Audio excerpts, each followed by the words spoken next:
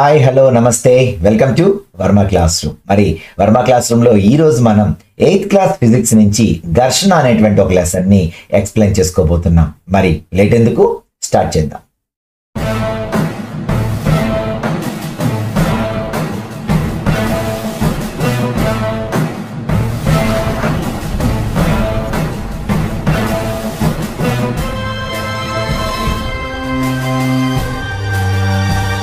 So ఘర్షణ, మరి ఈ ఘర్షణ అనేటువంటి ఈ టాపిక్ గురించి ఆల్రెడీ మనం ఫస్ట్ లెసన్ లో బలం పీడనం అనేటువంటి లెసన్ లో ఎక్స్ప్లెయిన్ చేసుకున్నాం కొంతవరకు. అంటే ఏంటి, ఇక్కడ మనకి బలంలో రెండు రకాలైనటువంటి బలాల గురించి కూడా నేర్చుకున్నాం. ఏంటవి?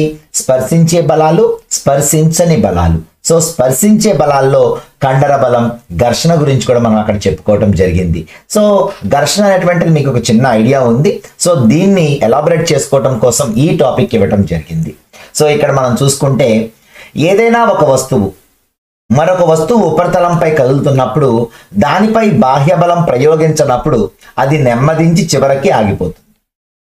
మన ఉదాహరణకి ఒక బాల్ అనేది తీసుకున్నాం, గ్రౌండ్ మీద దొర్లించాం అనుకోండి. కొంత దూరం వరకు వెళ్ళిపోతుంది ఆ బాల్. కాసేపటి తర్వాత ఏమవుతుంది అంటే ఎవరు దాన్ని ఆపకపోయినా సరే అది ఆటోమేటిక్గా ఆగిపోతుంది. ఎందుకు ఆగిపోయింది, ఏంటి రీజన్ అంటే అక్కడ మనం తెలుసుకోవాల్సింది ఏంటి అంటే చలనాన్ని వ్యతిరేకిస్తూ దానిపై పనిచేసే స్పర్శ బలాన్ని ఇక్కడ మనం ఘర్షణ బలం అనుకుంటాం. అంటే ఏంటంటే ఇక్కడ చలనాన్ని వ్యతిరేకిస్తూ ఆ వస్తువు వెళ్తున్నప్పుడు ఆ వస్తువు యొక్క చలనాన్ని వ్యతిరేకిస్తూ దాని మీద పనిచేసేటువంటి బలమే ఈ ఘర్షణ బలం. సో ఈ ఘర్షణ అనేటువంటిది ప్రతి ఒక్క తాకే వస్తువుకి ఉంటుంది. అంటే మనం దేన్ని తాకినా సరే, ఉదాహరణకి మనం మన చేతిని మన చేతితో తాకామనుకోండి, ఇలా అనుకుంటే కూడా ఘర్షణ పుడుతుంది. అంటే ఘర్షణ అంటే ఏంటి అంటే ఒక చలనాన్ని వ్యతిరేకిస్తూ, ఇది చలనం చేస్తుంది అనుకోండి, దీన్ని వ్యతిరేకిస్తూ దానిపై పనిచేసేటువంటి బలాన్నే ఇక్కడ మనం ఘర్షణ బలంగా చెప్పుకుంటున్నాం. అంటే ఘర్షణ అనేటువంటిది ఏమవుతుంది అంటే ఒక ఉదాహరణకి ఒక బల్ల, ఒక వస్తువు ఏదైనా బల్ల మీద ఉందనుకోండి ఒక వస్తువు, ఆ వస్తువుని అలా జరిపామనుకోండి, దాన్ని ఏమవుతుంది అంటే ఆ వస్తువు బల్ల ఉపరితలాల మధ్య, అంటే ఆ వస్తువుకి బల్ల ఉపరితలానికి, అంటే బల్ల ఇలా ఉందనుకోండి, దాని మీద వస్తువు ఇలా ఉందనుకోండి, ఈ వస్తువు బల్ల ఉపరితలాల మధ్య సాపేక్ష చలనాన్ని వ్యతిరేకిస్తుంది. ఓకేనా? ఈ సాపేక్ష చలనాన్ని వ్యతిరేకించడాన్నే మనం ఇక్కడ ఘర్షణ బలంగా చెప్పుకుంటున్నాం. ఉదాహరణకి ఈ కింద మనం చూస్తే బాక్స్ ని ఆ అమ్మాయి అటువైపు లాగుతుంది. ఓకేనా?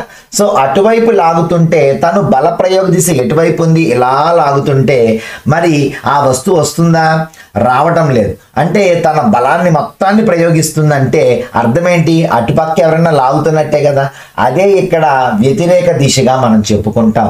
సో అదే ఇక్కడ ఏంటి అంటే వ్యతిరేకంగా పనిచేసే బలం. ఓకేనా? వ్యతిరేకంగా పనిచేసే బలం, ఒక వస్తువుపై వ్యతిరేకంగా పనిచేసే బలాన్నే ఇక్కడ మనం ఘర్షణ బలంగా చెప్పుకుంటున్నాం. ఓకేనా?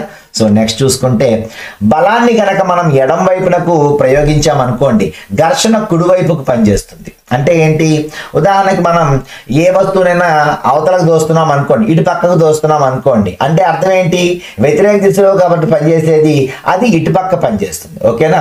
అలాగే బలాన్ని కుడివైపు ప్రయోగించామనుకోండి ఆటోమేటిక్గా ఏమవుతుంది, ఘర్షణ ఎడం వైపుకు పనిచేస్తుంది అనమాట. అంటే ఎప్పుడూ కూడా వ్యతిరేక దిశలో ఉంటుంది అనే విషయాన్ని మీరు అర్థం చేసుకోవాలి. సో ఇక్కడ రెండు సందర్భాల్లో కూడా పుస్తకం కదలికను ఘర్షణ బలం వ్యతిరేకిస్తుంది. ఉదాహరణకి ఇక్కడ ఇందాక మీకు ఆ టెక్స్ట్ బుక్ లో ఏమి ఇచ్చారు అంటే ఆ బల్ల మీద ఒక పెట్టినటువంటి ఒక పుస్తకాన్ని ఉదాహరణగా ఇవ్వడం జరిగింది. సో అది మీరు గుర్తుపెట్టుకుంటే కనుక మనం బలాన్ని కుడివైపుకు ప్రయోగిస్తే ఘర్షణ ఎడం వైపుకు పనిచేస్తుంది. ఘర్షణ ఎడం వైపుకు పనిచేస్తుంది అంటే మనం వస్తువుని కుడివైపుకు తోస్తున్నామని అర్థం. ఓకేనా? కుడి ఎడమ అంటే ఆపోజిట్ అన్నమాట. ఓకేనా? ఘర్షణ ఎప్పుడూ కూడా వ్యతిరేక దిశలో ఉంటుందనే విషయాన్ని మీరు గుర్తుపెట్టుకోండి. సో ఇక్కడ ఘర్షణ బలం ఎల్లప్పుడూ కూడా అనువర్తిత బలాన్ని వ్యతిరేకిస్తుంది. ఓకేనా? సో పుస్తకం బల్ల ఉపరితలాల మధ్య ఏ పనిచేసింది బలం అంటే ఘర్షణ బలం పనిచేసింది అని అర్థం అనమాట. ఓకేనా? సో ఇక్కడ మనం చూసుకుంటే రఫ్ సర్ఫేస్, అక్కడ ఉన్నటువంటి గరుగుతలం, దాని మీద ఏదైనా వస్తువు పెట్టాం, ఆ వస్తువు కనుక ముందుకు జరుగుతూ ఉందనుకోండి, అంటే ఇటువైపుకు మనం లాగుతున్నాం అనుకోండి, అంటే వస్తువు బాణం గుర్తు ఎటు ఉంది, ఇటువైపు ఉంది, అంతేనా? అంటే బాణం గుర్తు ఇటువైపు ఉంది అంటే ఇటువైపుకు లాగుతున్నారు అని అర్థం. అంటే ఆటోమేటిక్గా దాని మీద ఘర్షణ ఎటువైపు పనిచేస్తుంది అంటే మీకు అర్థమైపోవాలి, దాని వ్యతిరేక దిశలో, అంటే ఇటుపక్క పనిచేస్తుంది అని అర్థం. ఓకేనా? సో క్లియరా ఎంతవరకు? సో నెక్స్ట్ చూసుకుంటే మనం ఇక్కడ రెండు అసమరీతుల తలాల వల్ల ఘర్షణ ఏర్పడుతుందట. అంటే ఏంటి రెండు అసమరీతుల తలాలు అంటే ఏంటి?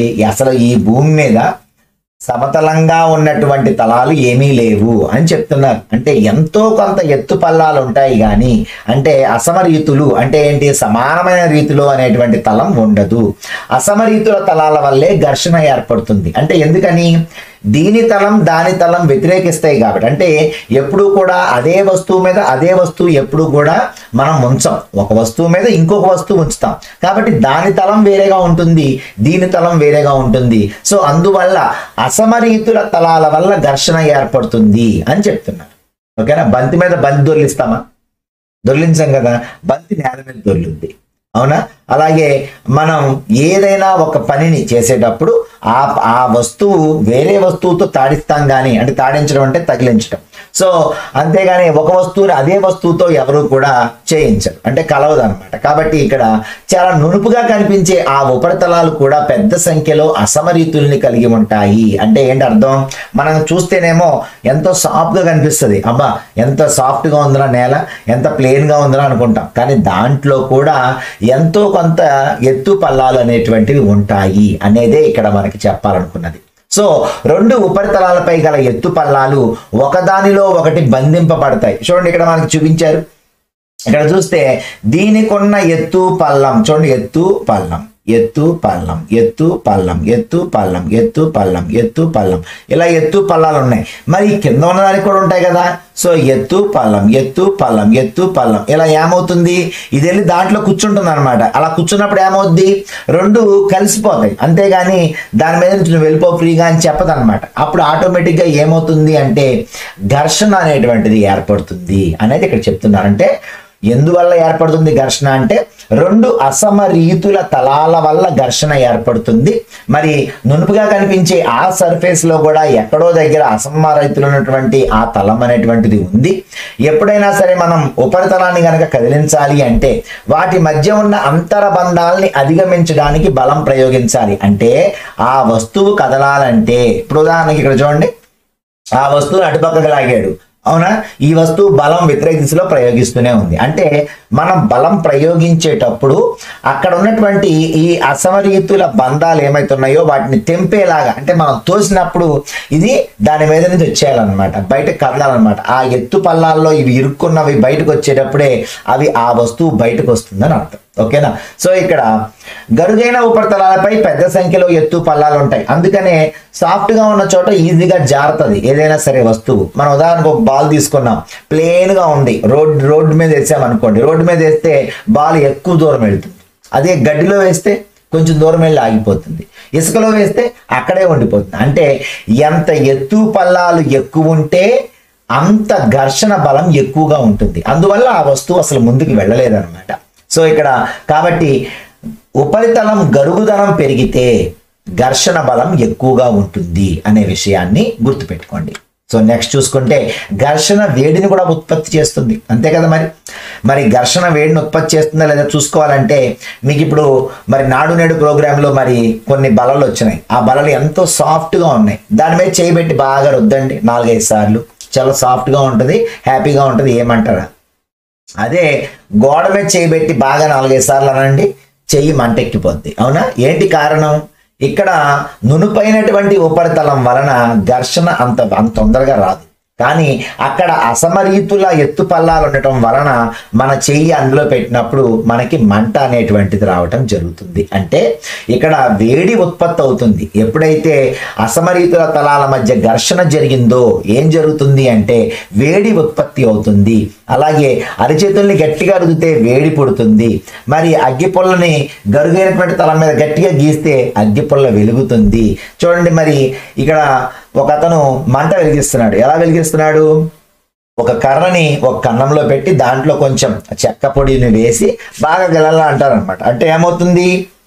ఆ చుట్టుపక్కల ఉన్న తలాలకి ఈ కర్ర యొక్క తలానికి మధ్యలో అసమరీతులు ఉండటం వలన వేడి పుడుతుంది. ఆ వేడి నుంచి మంట పుడుతుంది.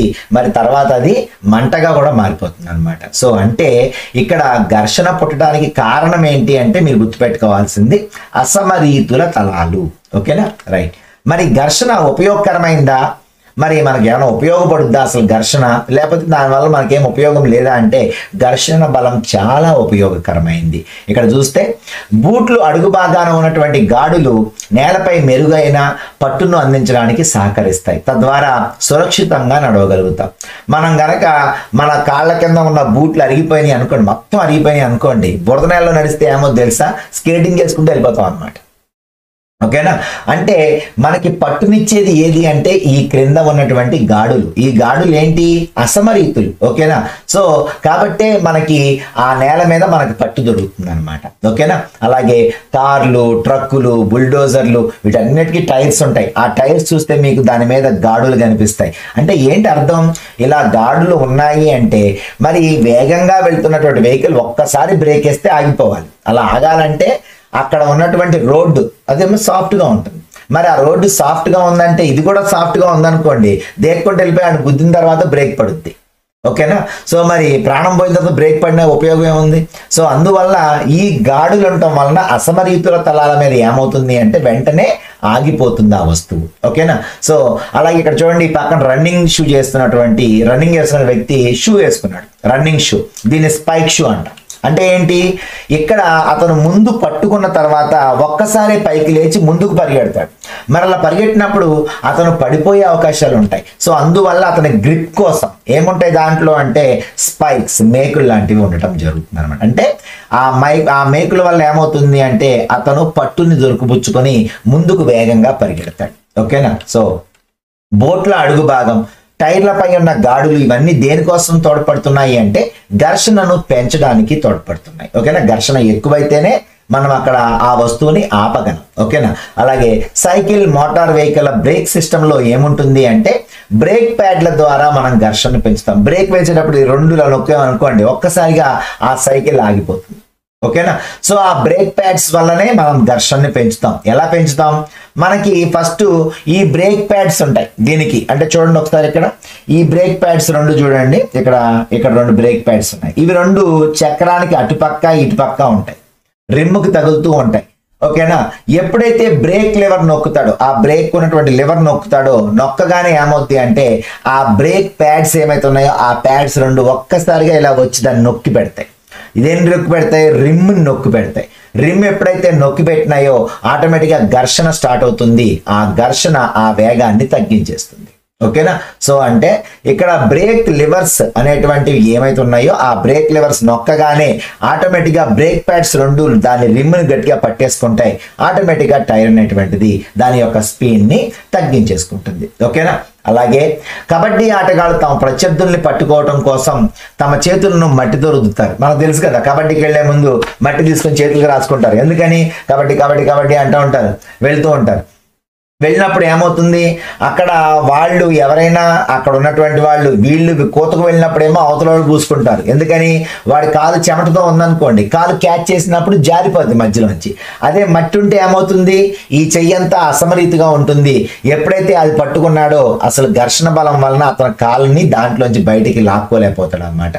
సో దానివల్ల అలాగే జిమ్నాస్ట్ ఏం చేస్తారు అంటే ఘర్షణని పెంచడం కోసం గరుకు పదార్థాలైనటువంటి పౌడర్స్ రాసుకుంటారు, లేదంటే చాక్ పౌడర్ని రాసుకుంటారు. ఇలాంటివన్నీ రాసుకుంటారు దేనికి, వెయిట్ లిఫ్టింగ్ చేసేటప్పుడు, లేదంటే బాక్సింగ్ చేసేటప్పుడు గ్లౌజ్ లోపల కూడా ఆ గ్లౌజ్ ఊడిపోకుండా దానికి లోపల రాసి పెట్టుకుంటారు. ఓకేనా, సో అలాగే క్యారమ్ బోర్డు నందు కాయిన్స్ కదలడానికి మనం ఏం చేస్తాం, పౌడర్ రాస్తాం. ఇక్కడ ఘర్షణ నిరోధించడానికా, ఘర్షణ తగ్గించడానికా?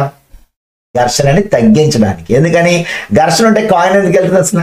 ఘర్షణ లేకపోతేనే కదా కాయిన్ ఈజీగా వెళ్ళిపోతుంది. సో ఆ ఘర్షణను తగ్గించడం కోసం, సాఫ్ట్నెస్ కోసం ఏం చేస్తాము అంటే పౌడర్ జల్లి అప్పుడు జస్ట్ ఇలా కాయిన్ స్ట్రైకర్తో ఎలా అంటమే ఆలస్యం, డైరెక్ట్గా కాయిన్ వెళ్ళి ఆ హోల్లో పడిపోతుంది అనమాట. ఓకేనా, సో అది మరి యంత్రాల కదిలే భాగాల మధ్యలో చమురు, గ్రీజు లేదా గ్రాఫైట్ పూయటం వలన అక్కడ ఒక పలుచని పొర ఏర్పడుతుంది. కదిలే ఉపరితలాలు ఒకదానికొకటి నేరుగా రాపిడికి గురి కాకుండా ఉంటాయి. మనకి ఇప్పుడు చాలా వెహికల్స్ లో అన్నిట్లో కూడా లోపల వీల్స్ ఉంటాయి. వాటి లోపల మనం చిన్న సైకిల్ తీసుకుంటేనే దాంట్లో వెనకాల ఒక పళ్ళ చక్రం, ముందు ఒక పళ్ళ చక్రం, మధ్యలో చైన్ తిరుగుతూ ఉంటుంది. మరి చిన్న చిన్న వాటికే 3 చక్రాలు 2 చక్రాలు మరి వాటికి సంబంధించినటువంటి చైన్స్ అన్ని ఉంటే పెద్ద పెద్ద మిషనరీలో ఇంకెంత ఉంటాయి. సో మరి అవి తిరిగేటప్పుడు వేడికి ఆ వేడి పుట్టేసి అవి కాలిపోయినాయి అనుకోండి, కష్టం కదా, లేదంటే ఇరిగిపోతాయి. అలా కాకుండా అవి స్మూత్ గా తిరగాలి, ఎక్కడ సౌండ్ రాకూడదు అనుకుంటే అప్పుడు దానికి మనం చమురు, గ్రీజు, గ్రాఫైట్ లాంటివి పూస్తూ ఉంటాం. సో ఎందువల్ల అంటే ఎత్తు పల్లాల అంతర్బంధనం చెందకుండా చాలా వరకు నివారిస్తాయి. ఆ ఎత్తు పల్లం మధ్యలో ఇవేం చేస్తాయి, ఆ ఎత్తు పల్లాల గ్యాప్ ని పూర్తి చేస్తాయి. ఓకేనా, అలా పూడ్చడం వల్ల ఫ్రీగా తిరిగేస్తుంటది అనమాట. ఓకేనా, సో ఈ కదలిక అనేటువంటిది అప్పుడు సాఫీగా మారిపోతుంది. సో ఘర్షణను తగ్గించేటువంటి పదార్థాలను ఏమంటారు, కందెనలు అంటారు, లూబ్రికెంట్స్. ఏంటి ఈ కందెనలు ఏం చేస్తాయి సార్, ఏం చేస్తాయి, చాలా సాఫ్ట్ గా జరిగేలా చూస్తాయి. మనం సైకిల్ చూడండి, సౌండ్ వస్తుందని చెప్పేసి మనం మెకానిక్ దగ్గర తీసుకెళ్తే వాడు మంచిగా ఆయిల్ పోస్తాడు మొత్తం అంతా పైనుంచి కిందకి. అలాగే షట్టర్స్ వేస్తారు షాప్ కి, ఆ షట్టర్లు సౌండ్ వస్తున్నాయి అంటే అటుపక్క ఇటుపక్క గ్రీజ్ పూస్తారు. ఎందుకని, సాఫీగా కదలటం కోసం, అంతే. ఓకేనా, అంటే ఈ ఏమైతే అసమరీతులు ఉన్నాయో వాటి ప్లేసెస్ లోకి ఎవరు వెళ్ళిపోతారు, ఈ కందెనలు వెళ్ళిపోతాయి అన్నమాట. ఓకేనా, అలాగే కదిలే భాగాల మధ్య గాలిదిండు ఘర్షణను తగ్గించడానికి బాగా ఉపయోగపడుతుంది. ఓకేనా, సో ఇది. అలాగే ఇక్కడ మీకు 2-3 రకాల ఘర్షణల గురించి ఇవ్వడం జరిగింది. ఈ 2-3 రకాల ఘర్షణలు మనం జాగ్రత్తగా కనుక వింటే బిట్టుపోకుండా మీరు పెట్టగలుగుతారు. ఓకేనా, వీటి తేడా ఏంటో తెలుసుకోవాలి. ఫస్ట్ ఆఫ్ ఆల్, ఒక వస్తువు నిశ్చలిత నుంచి కదలటం ప్రారంభించిన తక్షణం ఘర్షణను అధిగమించడానికి అవసరమైన బలాన్ని స్థైతిక ఘర్షణ అంటారు, స్టాటిక్ ఫ్రిక్షన్ అంటారు. అంటే ఇక్కడ మనకి ఏంటి స్టాటిక్ ఫ్రిక్షన్ అంటే ఏంటి, అర్థం ఏంటి అంటే, ఈ స్థైతిక ఘర్షణ అంటే ఏంటంటే ఒక వస్తువు నిశ్చలితలో ఉంది, కదలకుండా ఉంది అసలు. ఓకేనా, ఉదాహరణకి ఒక సైకిల్ తీసుకోండి, స్టాండ్ వేసి ఉందనుకోండి. ఓకేనా, స్టాండ్ తీసిన వెంటనే వెళ్ళిపోతుందా, వెళ్ళిపోదుగా, అలా పట్టుకునే ఉంటాం మనం దాన్ని ఫస్ట్. అప్పుడు ఏం చేస్తాం, మెల్లగా ఒక కాలు దాని మీద పెట్టి రెండో కాలుతో తొయ్యడం మొదలు పెడతాం. అంటే ఏంటి, దీన్ని కదపాలి, దీన్ని ముందుకు తీసుకువెళ్ళాలి కాబట్టి మనం కొంత బలాన్ని ప్రయోగిస్తాం. సో ఎప్పుడైతే అది కదలటం మొదలు పెట్టిందో అంటే ఏంటి, అది కదలటం మొదలు పెట్టడానికి కావలసిన బలం మనం ఏం ఉపయోగించాం, కాలుతో తన్నాం. ఈ బలాన్నే మనం ఇక్కడ స్థైతిక ఘర్షణ అంటాం. ఓకేనా, ఆ తర్వాత వెంటనే ఏం చేస్తాం, కాలు తీసుకెళ్ళి దాని మీద పెట్టేసి ఇంకా తొక్కుతూ ఉంటాం అనమాట. అంటే ఏం చేస్తాం, వస్తువుని అదే వేగంతో కదిలేలాగా. ఎందుకని, అలా కాకుండా ఎక్కేవు వెంటనే 2 బ్రేకులు ఎత్తే మళ్ళీ కింద పడతావు, అంతే కదా. అంటే నువ్వు తొక్కుతూ ఉంటేనే అదే వేగం మెయింటైన్ అవుద్ది, అంతేనా. నువ్వు తొక్కకుండా ఆపేసావు అనుకోండి కింద పడిపోతావు. సో తొక్కుతూ ఉంటేనే అదే వేగం మెయింటైన్ చేసుకుంటూ వెళ్తూ ఉంటావు. సో వస్తువుని అదే వేగంతో కదులుతూ ఉండేలా చేయడానికి అవసరమైన బలాన్నే ఇక్కడ జారుడు ఘర్షణ అంటారు. ఓకేనా, స్థైతిక ఘర్షణ అంటే ఏంటి, ఆ వస్తువు స్టార్ట్ చేయడానికి ఉపయోగపడే ఘర్షణ. ఆ వస్తువు అలాగే తోసుకుంటూ వెళ్ళిపోవడానికి మనకు కావలసిన బలాన్నేమో జారుడు ఘర్షణ అని పిలుస్తాం. ఓకేనా, క్లియర్ ఇక్కడ. సో నెక్స్ట్ చూసుకుంటే, పెట్టె జారటం మొదలైనప్పుడు దాని ఉపరితలంపై ఉన్న స్పర్శ బిందువులు నేలపై ఉన్నటువంటి స్పర్శ బిందువులతో బంధించడానికి తగిన సమయం లభించదు. కాబట్టి జారుడు ఘర్షణ స్థైతిక ఘర్షణ కన్నా కొంచెం తక్కువగా ఉంటుంది అని చెప్పాడు. ఏం చెప్పాడు, పెట్టె జారటం మొదలైనప్పుడు దాని ఉపరితలంపై ఉన్న స్పర్శ బిందువులు నేలపై ఉన్న స్పర్శ బిందువులతో బంధించడానికి తగినంత సమయం లభించదు. అంటే ఏంటి, ఇప్పుడు మనం అలా తోసుకుంటూ వెళ్ళిపోతున్నాం అనుకోండి, ఆ లింకప్స్ ఉన్నాయి ఎంత చెప్పుకున్నాం కదా, ఆ వస్తువుకు ఉండే అసమరీతులు ఈ కింద నేలకు ఉండేటువంటి అసమరీతుల మధ్య లాక్ అవుతాయి 2, అంతేనా. అప్పుడు మనం ఘర్షణ ఉపయోగిస్తామని చెప్పాం. ఇక్కడ వస్తువును తోసుకుంటూ వెళ్ళిపోతున్నాం అనుకోండి, ఈ 2 లాక్ అవ్వవు, ఒక దాంట్లో ఒకటి లాక్ అవ్వనప్పుడు ఏమవుతుంటది, ఫ్రీగా మూవ్ అయ్యి వెళ్ళిపోతానే ఉంటుంది అనమాట, అంతే కదా. అందుకనే పెట్టెని ఫస్ట్ టైం దోయాలంటేనే కష్టం, తర్వాత ఒక్కసారి స్టార్ట్ అయింది అనుకోండి జుమ్మని లాక్కుండా వెళ్ళిపోతాం అనమాట, అంతేనా. సో అంటే స్థైతిక ఘర్షణ అనేటువంటిది స్టార్ట్ చేయడానికి, ఇంకా ఒక్కసారి స్టార్ట్ అయిందంటే తోసుకుంటూ వెళ్ళిపోయేది ఏది అంటే జారుడు ఘర్షణగా మనం చెప్పుకోవాలి. సో ఇక్కడ జారుడు ఘర్షణ స్థైతిక ఘర్షణ కన్నా కొంచెం తక్కువగా ఉంటుంది, అంతే కదా మరి. అర్థమైంది.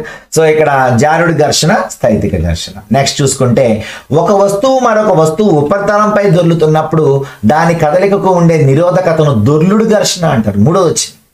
మనం ఫస్ట్ చెప్పుకుంది స్థైతిక ఘర్షణ, రెండవది జారుడు ఘర్షణ, మూడవది దొర్లుడు ఘర్షణ. దొర్లుడు ఘర్షణ అంటే ఇది ఇంకా వెరైటీ. ఏంటంటే ఒక వస్తువు మరొక వస్తువు ఉపరితలంపై దొర్లుతున్నప్పుడు దాని కదలికకు ఉండే నిరోధకతనే దొర్లుడు ఘర్షణ అంట. అంటే ఏంటి, దొర్లటం అనేటువంటిది ఏమైతే ఉందో ఇది ఘర్షణని చాలా వేగంగా తగ్గిస్తుంది. అంటే ఏంటి, దానికి ఇప్పుడు ఉదాహరణకి పక్కనే ఇక్కడ ఏమని చూడండి, ఆ మనిషి అదే పెట్టెల్ని గనక స్థైతిక ఘర్షణ ఉపయోగించి తొయ్యాలంటే ఎంత టైం పట్టుద్ది, చాలా కష్టపడుద్ది. పోనీ అవన్నీ తోసుకుంటూ వెళ్ళాలంటే ఆ జారుడు ఘర్షణ అతను పొందాలంటే ఎక్కువసేపు పట్టుద్ది. ఇదన్నీ అవసరం లేకుండా దానికి 2 చక్రాలు ఉన్నటువంటి ట్రాలీ మీద మొత్తం ఇవన్నీ పెట్టి ఒక్క లాగులు అయితే మొత్తం అవన్నీ వచ్చేస్తాయి. అంటే ఇందులో ఏది ఈజీ, దొర్లుడు ఘర్షణ ఈజీ. అర్థమైందా? అంటే మిమ్మల్ని అడుగుతారు ఈ క్రింది వాటిని వరుసలో పేర్చండి, కఠినం నుంచి సింపుల్ గా అడిగాడు అనుకోండి, అవరోహణ అన్నాడు అనుకోండి. అవరోహణ అంటే ఏంటి, ఆరోహణ అంటే చిన్నదాని నుంచి పెద్దదానికి, అలాగే అవరోహణ అంటే పెద్దదాని నుంచి చిన్నదానికి. పెద్ద కష్టం ఏది, స్థైతిక ఘర్షణ. దాని తర్వాత కష్టమైంది ఏది, జారుడు ఘర్షణ. దాని తర్వాత ఈజియెస్ట్ ఏది, అన్నిటికంటే సూపర్ ఏది అంటే దొర్లుడు ఘర్షణ. అంతే కదా. సో కాబట్టి ఒక వస్తువు మరొక దానిపైకి జారటం కంటే దొర్లేటట్టు చేయటం ఎప్పుడూ సులభం. అంతే కదా. మరి జారేటట్టు చేయటం కంటే కూడా దొర్లేటట్టు చేయటం ఈజీ. అంతేనా. అందుకనే పెద్ద పెద్ద దొంగలు ఉన్నాయి అనుకోండి, ఏం చేస్తారు, దాని కిందకి ఏదైనా ఒక ఇనప రాడ్ లాంటిది పెట్టి ఇలా పైకి అంటారు, వెంటనే దొర్లేస్తాయి. అంటే అందుకే చూడండి, సిలిండర్స్ చూడండి, గ్యాస్ సిలిండర్స్, వాటర్ క్యాన్స్ దొర్లించుకుంటూ పోతారు. ఎందుకని, కష్టపడక్కర్లా అసలు ఎంత కూడా. అవునా, జారుకుంటూ లాక్కాలన్నా కష్టమే, దాన్ని బలంగా తొయ్యాలన్నా కష్టమే, దొర్లిస్తే మాత్రం చాలా ఈజీ. అవునా కదా. సో అందుకనే దొర్లేటప్పుడు వస్తువుకి చాలా ఈజీగా ఉంటుంది అనమాట. సో రోలర్స్ అంటే ఏంటి, దొర్లే పరికరాలు అమర్చినటువంటి సామాన్లను లాగటం అనువుగా ఉంటుంది. అంతే కదా. ఇప్పుడు మన దగ్గర సూట్ కేసు ఉంది, దాన్ని మోసుకుంటూ ఎక్కాలంటే చాలా కష్టం. అదే రైల్వే స్టేషన్స్ లో ఈ మధ్యకాలంలో ఎలాంటివి వచ్చినాయి, ట్రాలీ సూట్ కేస్. అంటే ఏంటి, దానికి 2 చక్రాలు ఉంటాయి కింద, మంచిగా స్టేషన్ దాకా మోసుకెళ్తాం మెట్లు ఎక్కేంత వరకు. మెట్లు దిగిన తర్వాత ఏం చేస్తామంటే దానికి ఒక హ్యాండిల్ ఉంటుంది, లాగేసి సూట్ కేసుని కింద పడేసి ఈడ్చుకుంటూ వెళ్ళిపోతాం అనమాట. అసలు ఎంత కూడా టెన్షన్ అనిపించదు, ఎంత దూరం తీసుకెళ్ళినా అసలు చేతులు నొప్పులేరా. అవునా. అంటే దొర్లుడు ఘర్షణ అనేటువంటిది అన్నిటికంటే అనువైనది. అవునా. సో ఇక్కడ దొర్లుడు ఘర్షణ స్థైతిక ఘర్షణ కంటే తక్కువ కాబట్టి బాల్ బేరింగ్స్ ని ఉపయోగించడం ద్వారా జారుటకు బదులు దొర్లేటట్టు చేస్తారు. అంటే మనం దొర్లేటటువంటివన్నీ కూడా చాలా ఈజీయెస్ట్ అన్నమాట. అంతేనా. అందుకనే చక్రాల మధ్యలో ఏం పెడతారు, బాల్ బేరింగ్స్ పెడతారు. చూడండి ఇక్కడ ఉంది, ఇక్కడ బాల్ బేరింగ్స్ లో మరి చెప్పుకున్నాం కదా, ఘర్షణ తగ్గించాలంటే కందెనలు పెట్టాలి, గ్రీజ్ కానీ ఆయిల్ కానీ పెట్టాలి. కాబట్టి శుభ్రంగా దాంట్లో గ్రీజ్ మొత్తం పూసేసి ఆ బేరింగ్స్ పెడతారు ఫ్యాన్ లో, ఇంత కూడా సౌండ్ రాదు. కొంతకాలం అయిన తర్వాత ఆ గ్రీజ్ మొత్తం అయిపోతుంది, అప్పుడు సౌండ్ వస్తుంది ఫ్యాన్ కి. అప్పుడు మళ్ళీ ఆ బాల్ బేరింగ్స్ తీసేసి మళ్ళీ కొత్త బేరింగ్స్ వేసేస్తే మళ్ళీ సౌండ్ రాకుండా తిరిగేస్తాయి ఫ్యాన్స్. అంటే ఏంటి, మొత్తం అంతా కూడా ప్రతి ఒక్కటి తిరిగే వస్తువు, కదిలే వస్తువు, ఇవన్నిటికీ కూడా బాల్ బేరింగ్స్ అనేటువంటివి చాలా ఉపయోగపడుతున్నాయి. పెద్ద పెద్ద యంత్రాల్లో కూడా ఈ బాల్ బేరింగ్స్ ఉంటాయి, బళ్ళల్లో కూడా ఉంటాయి బాల్ బేరింగ్స్. ఓకేనా, సైకిల్స్ తో సహా. ఓకేనా.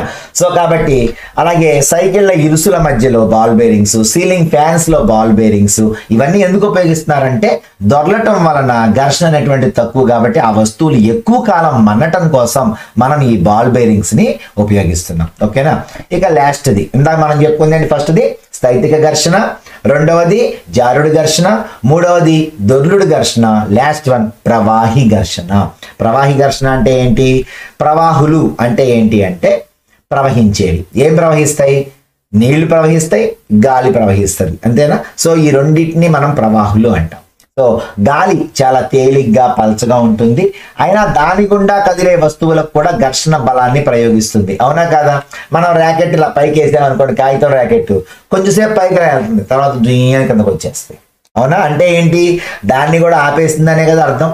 బాల్ పైకి ఇసిరా కొంత దూరం వెళ్తుంది, తర్వాత మళ్ళీ అది కిందకు వచ్చేస్తుంది. అంటే ఏంటి, దాన్ని కూడా గాలి ఆపిందనే కదా అర్థం. అంటే ముందు వేగంగా వెళ్తుంది, తర్వాత వెళ్ళే కొద్ది దాని వేగం తగ్గిపోద్ది, తర్వాత అక్కడి నుంచి కింద పడిపోద్ది. అవునా. అంటే గాలి కూడా ఈ ప్రయోగం బల ప్రయోగాన్ని నిరోధిస్తుంది లేక వ్యతిరేకిస్తుంది అని అర్థం కదా. సో ఇక్కడ నీరు, అలాగే నీటిలో కూడా మనం ఏదైనా వస్తువు విసిరితే ముందు బలంగానే వెళ్తుంది, నీళ్ళను తాకిన వెంటనే దాని బలమంతా తగ్గిపోయి నిదానంగా వెళ్తుంది. సో అంటే అది కూడా దాన్ని ఘర్షణ బలాన్ని కలిగిస్తుంది అని అర్థం. సో శాస్త్రీయ భాషలో వాయువులు ద్రవాల యొక్క సాధారణ పేరే ప్రవాహులు. సో కాబట్టి ప్రవాహులు వాటి గుండా చలనంలో ఉన్న వస్తువులపై ఘర్షణ బలాన్ని కలిగిస్తాయి. సో ఇక్కడ చూసుకుంటే ప్రవాహులు ప్రయోగించే ఈ ఘర్షణ బలాన్ని ఏమని పిలుస్తారని అడుగుతాడు. ఏమని అడుగుతారంటే డ్రాగ్ లేక ప్రవాహి ఘర్షణ అంటారు. డ్రాగ్ అన్న ప్రవాహి ఘర్షణ అన్న ఒకటే.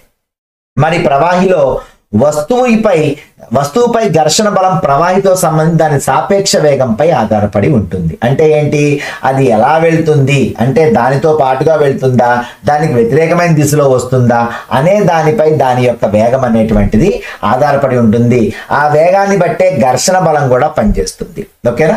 ఘర్షణ బలం వస్తువు యొక్క ఆకృతి ప్రవాహి యొక్క స్వభావంపై ఆధారపడి ఉంటుంది. అందుకే చేపలు ఎలా ఉంటాయి, వాటి మూతి ఇలా ఉంటుంది అనమాట, అలాగే బాడీ ఎలా ఉంటుంది అంటే ముందు వైపు సూదిగా ఉండటం వల్ల చొచ్చుకొని పోద్ది నీళ్ళలోకి. ఓకేనా. అలా కాకుండా అట్ట మొక్కలా అడ్డంగా ఉందనుకోండి, చొచ్చుకొని పోగలుగుద్దా, వెళ్ళలేదు కదా. అలాగే పక్షి చూడండి, ముక్కు ఇలా ముందుకు పెట్టుకొని పక్షి రెక్కలు వదులుకుంటూ అంటే రెక్కల్లా ఊపుకుంటూ మంచిగా వెళ్ళిపోద్ది. మరి విమానాలను కూడా అలాగే తయారు చేశారు, పక్షిలాగా చేపలాగా. అంతేగాని మన ఇష్టం వచ్చినట్టు తయారు చేస్తే అవి ఎగరవు. ఎందుకని, వాటికి ప్రవాహులను ఎదిరించి వెళ్ళేటువంటి శక్తి వాటికి ఉండాలంటే ప్రత్యేకమైన ఆకృతి ఉండాలి. సో ఆ ఆకృతి ప్రకారం తయారు చేస్తేనే అవి మంచిగా ఎగురుతాయి అన్నమాట. ఓకేనా. సో ఇక్కడ వస్తువులు ప్రవాహంలో చలించేటప్పుడు వాటిపై పనిచేసే ఘర్షణను అవి అధిగమించాల్సి ఉంటుంది. అందువల్ల ఆ ప్రక్రియలో అవి శక్తిని కోల్పోతాయి. ఓకే, అంతే కదా. మరి ఇప్పుడు పక్షి ఎగురుతూ ఎగురుతూ ఎగురుతూ వెళ్తుంది. చాసేపు అయిన తర్వాత చాలాసేపటికి దానికి అలుపు వచ్చేస్తుంది. ఎందుకని, ఆ ప్రవాహిలో అది ఎగిరి ఎగిరి ఎగిరి తన శక్తిని కోల్పోద్ది. ఓకేనా. సో అందువల్ల ఘర్షణ తగ్గించడానికి ప్రయత్నాలు జరుగుతాయి. అప్పుడు ఏం చేస్తుంది, కాసేపు ఇలా ఇలా ఇలా ఇలా అన్న తర్వాత కాసేపు రెక్కలు వదిలేసి జుమ్ అని ఫ్రీగా ఎగురుద్ది. మళ్ళీ తర్వాత మళ్ళీ కాసేపు మళ్ళీ రెక్కలు ఆడిస్తుంది, మళ్ళీ తర్వాత జుమ్ అని కాసేపు ఫ్రీగా ఎగురుతుంది. అంటే ఏంటి కారణం, ఇక్కడ ఆ ఘర్షణను తగ్గించుకోవడానికి, ఆ గాలికి తన రెక్కలకి ఉన్న ఘర్షణను తగ్గించుకోవడానికి ఇది ఏం చేస్తుంది అంటే కాసేపు దాన్ని ప్లేన్గా వదిలేస్తుంది అనమాట. ఓకేనా.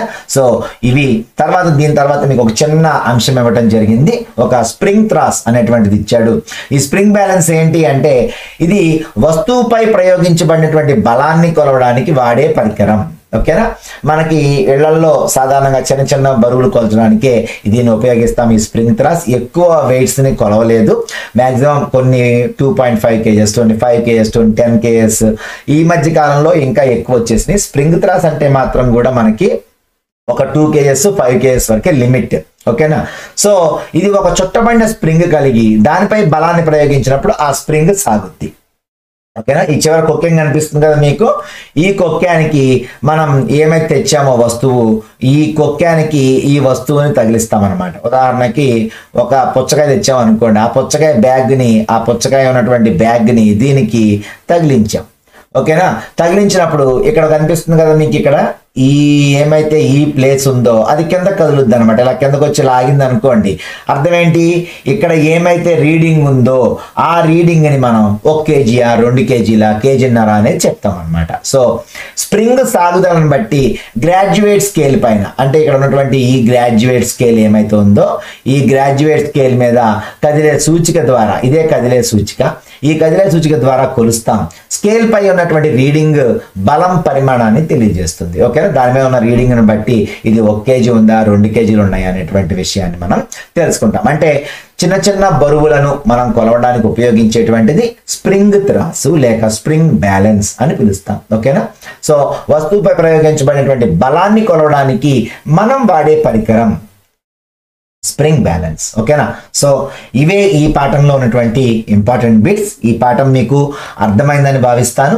మరి లైక్ చేయండి, షేర్ చేయండి, సబ్స్క్రైబ్ చేయండి వర్మ క్లాస్ రూమ్ని. ఉంటాను, మీ సురేష్ కుమార్ వర్మ.